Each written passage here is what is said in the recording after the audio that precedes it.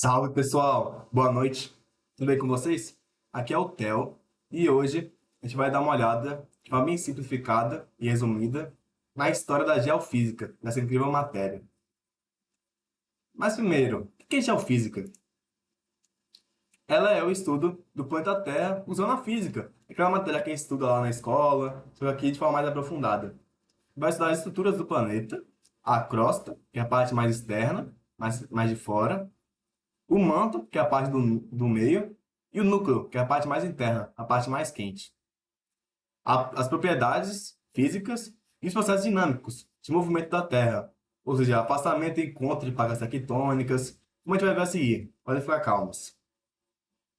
Quem se fala em geofísica, que pertence à geofísica, estuda os fenômenos elétricos da Terra, os fenômenos de temperatura, fenômenos térmicos, magnéticos, do campo magnético, gravitacionais, da gravidade, e sísmicos, que são os terremotos. E a geofísica não tem um único criador, são vários avanços ao longo da história. Um dos criadores, podemos dizer assim, foi Galileu Galilei, que ele, no Renascimento, estudou a gravidade. Outro, no século XVI, William Gilbert, é considerado o pai do magnetismo. Por quê?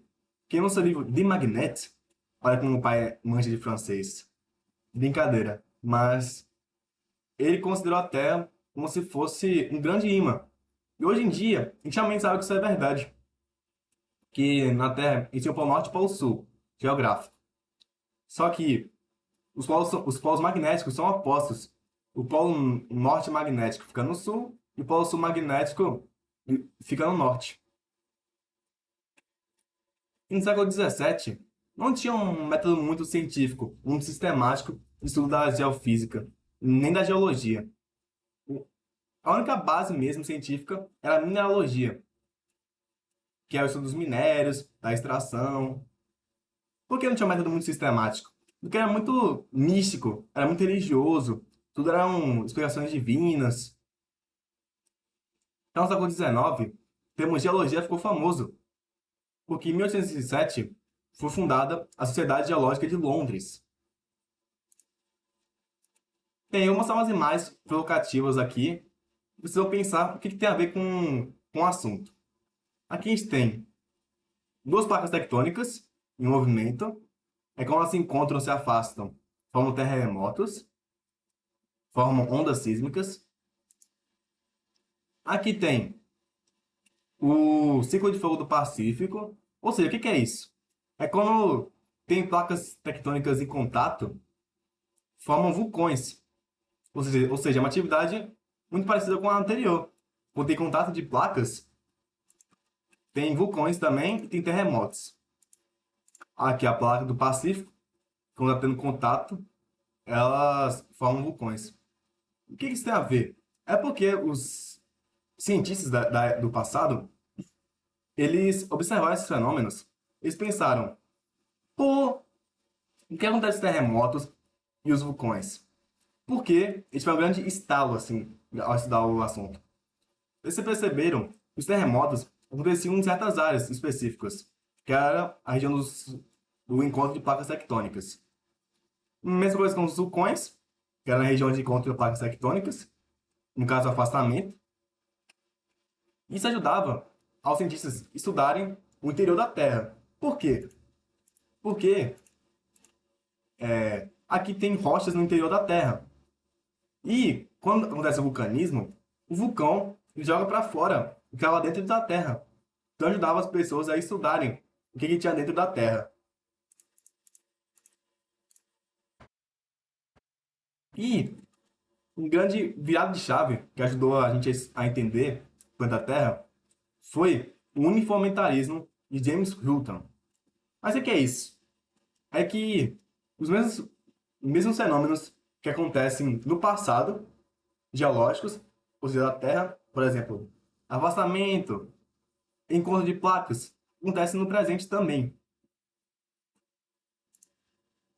A Terra está em movimento contínuo.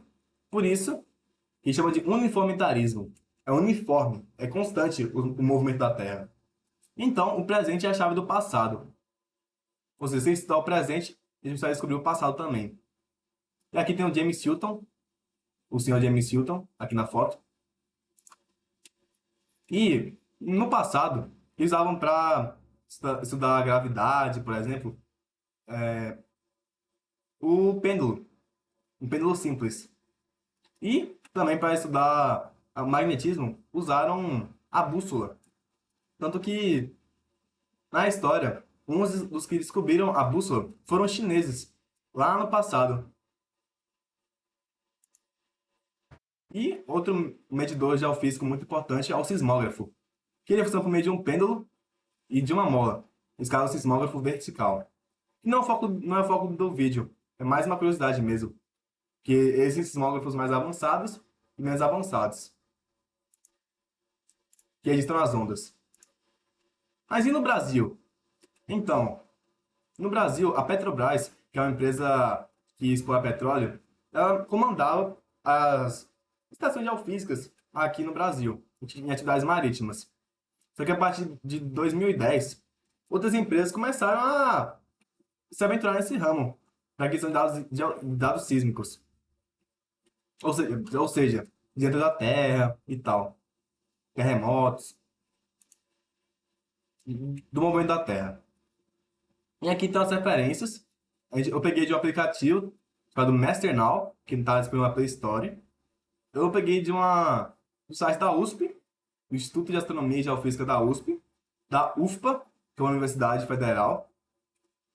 Eu peguei da Petrobras também, tanto que esse aqui foi do site da Petrobras, que eles botam lá.